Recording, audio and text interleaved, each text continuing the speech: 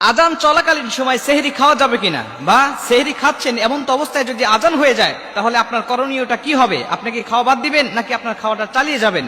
এই প্রশ্নটা আমাদের কাছে অনেকেই করে থাকে যে হুজুর আজান হয়ে যাচ্ছে, এমন তো অবস্থায় আমার প্লেটে এখনো খাবার আছে, আমার হাতে গ্লাস আছে, আমি এখন এই খাবারটা খাবো, পানিটা খাবো, নাকি আমি এখানে স্টপ করে দিয়ে আমি রোজা রাখা শুরু করে দেবো, আমি আর খাবো না?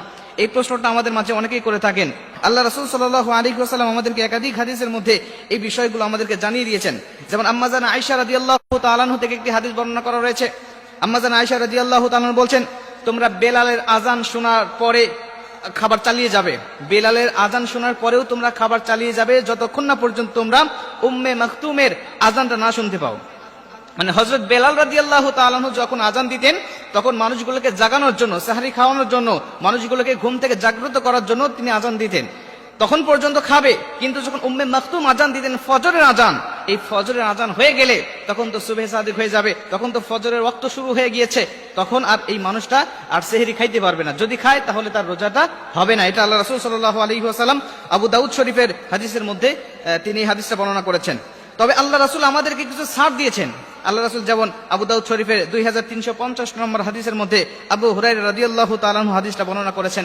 তিনি বলছেন, আল্লাহ রাসূল সাল্লাল্লাহু আলাইহি ওয়াসাল্লাম বলে দিয়েছেন যে যদি তোমরা আজান চলাকালীন সময় তোমরা খাচ্ছ, তোমাদের খাইতে খাইতে হঠাৎ আজান শুরু হয়ে গেছে কিন্তু তোমার হাতের পেয়ালায় পানি এখনো আছে, তুমি পানি খাইতেছিলে কিন্তু অবশিষ্ট পানি এখনো আছে, তাহলে তুমি এই অবশিষ্ট পানিটুকু না রেখে তুমি পানিটুকু পূর্ণ খেয়ে নাও, তুমি তৃপ্তি সহকারে পানিটুকু খেয়ে নাও। তবে পুনরায় আবার তুমি পানি নিবে না, পুনরায় তুমি আবার প্লেটে ভাত নিবে না।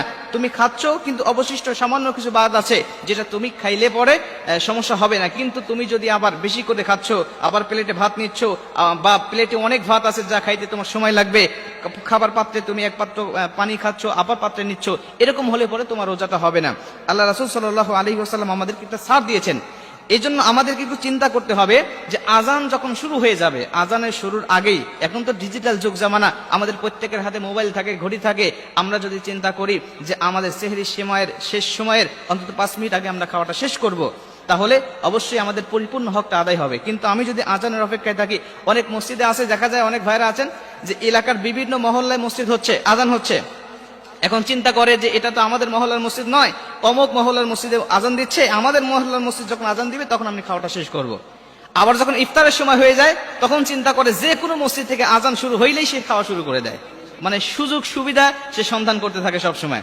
এজন্য আমরা চেষ্টা করব যখনই যে মসজিদে আজান হোক না কেন, আজান শুরু হয়ে গেলে আমরা আর খাবো না, আর ইফতারের সময় ঠিক যে কোনো মসজিদে আজান হয়ে গেলে আমরা সঙ্গে সঙ্গে ইফতারটা করে নেব। তাহলে আল্লাহ পাক আমাদেরকে অবশ্যই কল্যাণের মধ্যে রাখবেন। জোরে কোন সুবহানাল্লাহ।